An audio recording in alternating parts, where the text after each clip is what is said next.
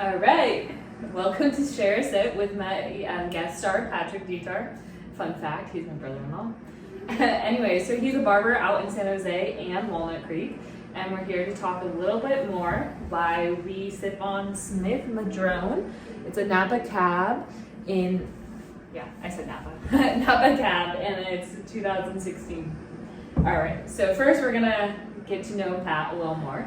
All right, so tell us about yourself and how you got into the barber life. Well, kind of just got a good haircut. Was guided by family, and it was a good fit. It was good with my hands. I liked my, I like the struggle, but I just like cutting hair. When did you find out that you're like, oh, okay, I want to be a barber? Oh, it was actually while I was getting a haircut. Okay, that's cool. Yeah, that was pretty cool. Seeing the banter at a barbershop is pretty interesting. It draws people in, the laughter, a bunch of people crowded into a room. It's I don't know, it's like nothing else. Awesome. And then how long have you been a barber? Let's see here. Did my first haircut 8 years ago. Okay. Mm-hmm. Yeah. And then let's talk. So I've been a barber now. Well, 6 years. Okay. It takes a while. Yeah. Especially because you have to get your license to the state. Oh sure. Yeah. So that takes forever. Yeah. And then you own 2 barber shops, Mm-hmm. correct? Walnut Creek and San Jose. Correct. So talk a little bit about those 2. Walnut Creek was kind of it's a long story. So I left. Let's do the short story. All right, short story. I worked at Walnut Creek for a little. It's kind of what you do sometimes as a barber. You work for somebody, and if they're old, they might want to retire. And that's exactly what our old boss had done. So we were there to purchase it, kind of push them into retirement. Yeah. And that's where is it located in Walnut Creek? So in Walnut Creek, it is, how do I say this?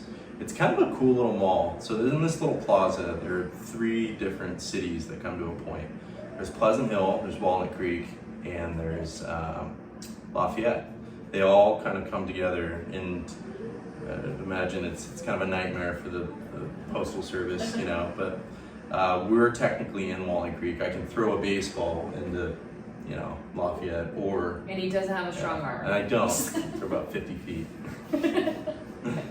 All right. And then the San Jose one, because this one's kind of a cool shop. Oh, the San Jose one, okay, so 2 years after we had purchased Walnut Creek, San Jose, the shop's called Mario's.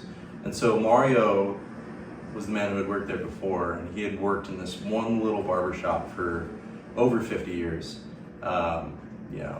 Story goes that the previous owners had been drinking wine a little too much, and they were old and they wanted to retire, and they sold it to Mario. They offered him a really low price, and he had the cash, and so he bought it. We weren't so lucky. There's no wine involved. He was kind of sick, and he died. We reached out to the family and bought the shop. Yeah. Awesome. So how long has Mario's been around, would you say roughly? Oh, let's see, I think it was established in 74. So almost 50 years. That's crazy. Yeah. And it's right off of Alum Rock.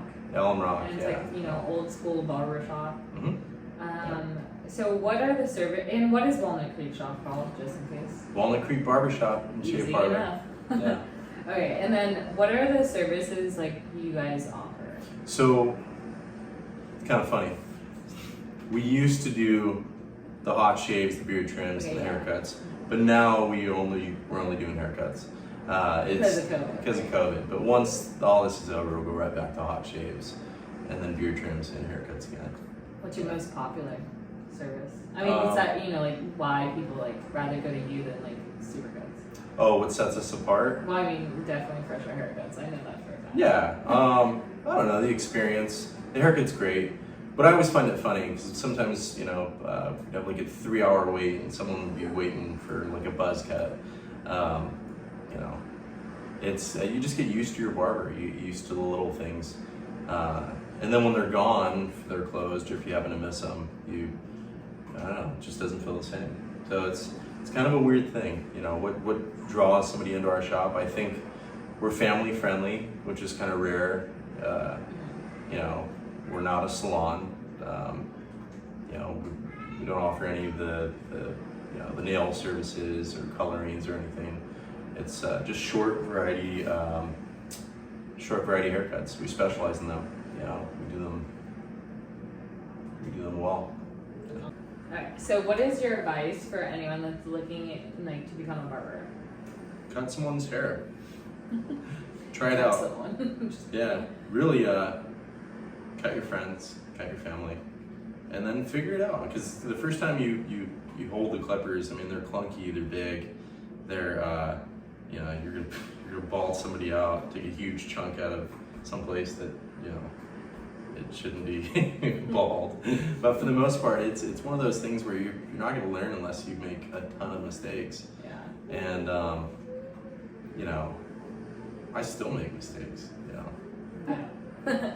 Don't worry, he does give good haircuts, I promise. Great haircuts. Well, that's the thing. I'm so good at. I don't really like selling, him, and I'm saying this. So good at selling the haircut that I yeah, can because there make you're it like seem billboard. Yeah, there you so, go. Like, where did you get your haircut? Mario's Barbershop. Yeah, there you go. Yeah. Yeah, so, yeah, that's another thing. There's only a few careers that it's like your clients are your billboard. Yeah, yeah, that's our business card, our haircut.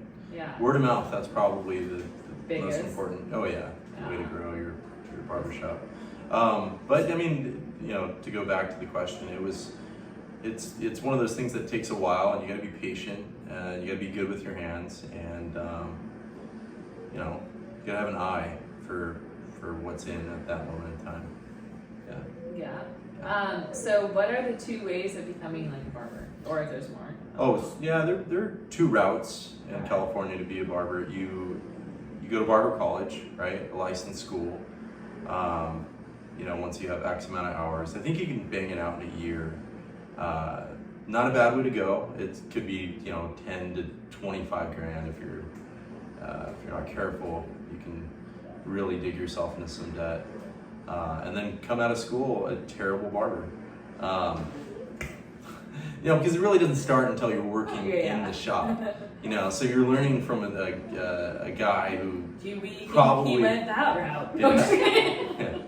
But yeah, what would I know? I didn't do that route. No, I went through the apprenticeship route, which takes much longer. But you're learning in a barber shop from licensed barbers, and it takes about 2.5 years. Okay. And then once you've accumulated all your on-the-job training hours, you're ready to go. The state says, okay, we'll give you a test date. You pass the test, you're a licensed barber. And that's a cheaper route, but you don't get paid, right?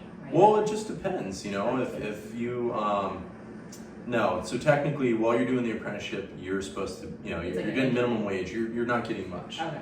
Yeah, while, you know, while your peers might be making much more. So it can be kind of, you know, you gotta kind of figure it out, play with the numbers. But for the most part, you know, it's not a bad gig. Yeah. Well, I learned, like, I have to do it to know how. Oh, so yeah. I can't read. I don't read directions at all. Oh, sure. Yeah, no, I don't. Yeah. Same, yeah. I'll just figure it out, press buttons till you can't anymore. Yeah. That's what I do. Okay, so what is a moment where you're getting a haircut and you're just like, oh shit? Oh, I got a good one. Okay, Yeah. good. So, guy sits down in my chair, and this is probably 6 or 7 months into my new shop. I'm cutting hair, I'm loving it, developing a groove, and this guy sits down. He says, "I want to razor fade into, you know, combable up top." And I've never seen the guy before. I go, okay. So I give him a haircut, and it took me forever. I was like so picky about it, you know, and it's beautifully blended, you know, flawless. But I show him the mirror, and he goes, "Whoa, that is short on the sides." And I go, "Yeah, that's what a razor fade is. It's short on the sides." I start to, you know, kind of sweat a little bit when he says that. And what ends up happening is he goes, "Well, this isn't what I wanted." I go, "Well, what did you want?" He goes, "Something like that." And he points over to this guy who's got, like, you know, pretty long hair on the sides. I go, "What did you think a razor fade was?" And he says, "Well, you know, you guys shave the back of the neck? And I go, yeah. I go, that's not a razor fade. And so he was kind of bummed out. Of course, he didn't pay for the haircut, but I, you know, total shame train. You know, I felt it for a week. And, you know, the next, you know, time he had come in, I guess, he didn't order that service, but he did want it a little shorter. So apparently he liked the haircut, his wife didn't like it, you know. Okay, he came back. That's good. He had to come back, yeah. Well, I mean, and he's one of our. Technically correct. Yeah, I think, yeah, but it's so important to ask if you're unsure. You know, the whole idea, you know, I think that's how you can tell between the good shop and a bad shop is that, you know, the good consult goes a long way. You know, I tend to ask about 1 million questions, maybe, you know, too many questions, but I don't want to get myself in that situation again. Well, and plus, like, your clientele aren't barbers. So oh, yeah, I mean, how would they know? Yeah, that's just it. The nomenclature changes from shop to shop. You know, a bald fade at our shop is bald, whereas, you know, at many of the salons, it's like a 1 or a half, which is significantly longer. But yeah, the importance of a good consult. Good to know.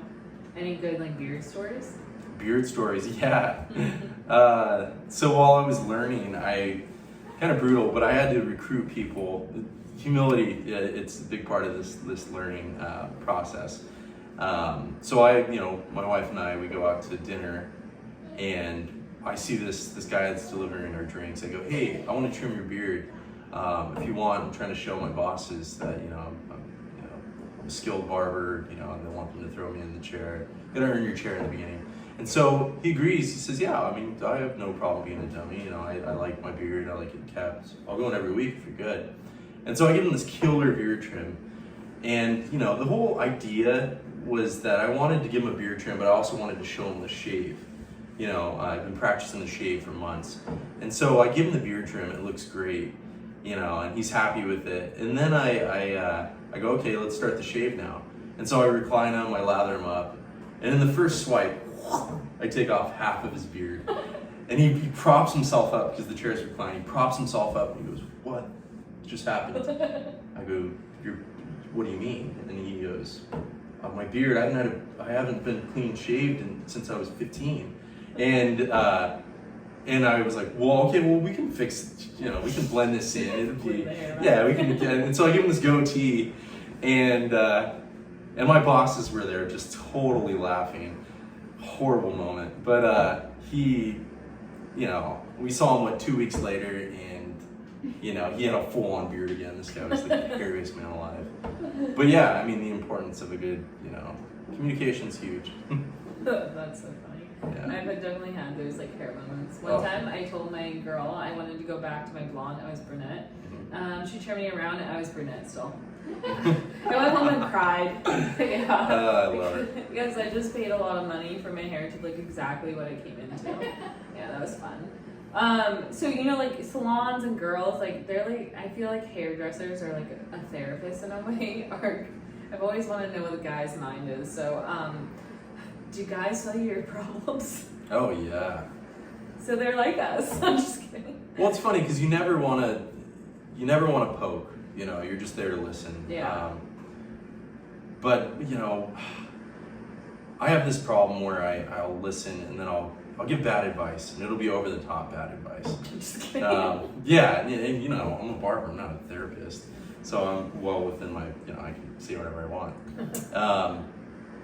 But this guy was talking about his just horrible divorce, and, you know, the wife's taking the house, and she's starting to touch his pension, and he's just on the verge of crying, and I go, it could be worse. And he goes, how could it be worse? And I go, it could be me. And he just started laughing. He was like, are you shitting me? Are you kidding me? This is ridiculous. And he's a great customer. You know, he comes back. But, you know, I didn't know what to say to that. So what do you say to that? You know? See, don't ask your barber for advice. Yeah. That's one thing we know. Except hair. Yeah. It's actually really funny. Mm-hmm. So let's recap. So he has a shop in Walnut Creek, which is Walnut Creek Barber Shop and Shave Shop. And Shave Parlor. Shave Parlor. And then Mario's Barber Shop, which is located on Alum Rock in San Jose. Yeah, Mario's Barber Shop and Shave Parlor. And yeah, so they have about, I don't even know how many barbers. I think we have 9 combined. Combined? Yeah. So, okay. Yeah, so it's cool shop, so you should check it out. And now let's talk a little bit about the wine. So this is Smith-Madrone, which is actually, it's in Napa. Which, fun fact, or actually sad fact, they were very heavily impacted by the glass fire, which was in 2020. In January, they just finally got their phones back. Like, they had their phone ring. I just read that, and that's crazy. And there's articles, and I'll share them below, just to see. Their winery survived, thank God, though, but it was a crazy story, and they went through hell and back, but luckily, their winery's there. Anyway, so we're drinking the Cabernet Sauvignon, the 2016 vintage. Okay, yeah, he's a wine drinker, I already know that. Yeah. Whoa. Can you tell? But we're not like, up your nose, sophisticated. Yeah. Is that allowed? I don't know. Say, Yeah, snobby. Whatever. We're classy AF. That's what we are. Anyways, but we drink good, or we drink cheap bottles, we drink expensive bottles. We have a wide range. Anyways, so let's hear your review on this wine. I like it. We're big on cabs. We probably about 90% of the time we'll drink cabs. You know, we'll get into the some of the Merlots, but for the most part, I blindly grab the $20 to $25 bottle. Cab. And I couldn't remember half of it. I mean, it's more like an image thing. Oh, that label looks nice. I'll grab that one. Yeah. Yeah. Trader Joe's, Lenardi's, Safeway. Yeah. They're probably my go-to. But you know, occasionally we'll go to wineries and we'll dabble. Yeah. So would you compare it a little better than your average cab that you get off the grocery store, or similar, or it's just good? Honestly, I don't know. I know when I taste bad wine. Not to say it tastes like a I don't know, like a wet mop or dry or anything weird, but I know that this is easy. It goes down great. It is. I don't need that. I never need food with cabs, so that's not really an easy comparison. But yeah, it's bold and it's big, but it's not like overpowering. No, not at all. And the taste, it'll lingers. It kind of sits on the palate. Yeah, it's really good. It stays there. It's nice. All right, so there you have it. That's our review of Smith-Madrone out in Napa, and then his 2 barber shops. So this is Pat Detar, my brother-in-law. Anyways, so cheers and stay classy.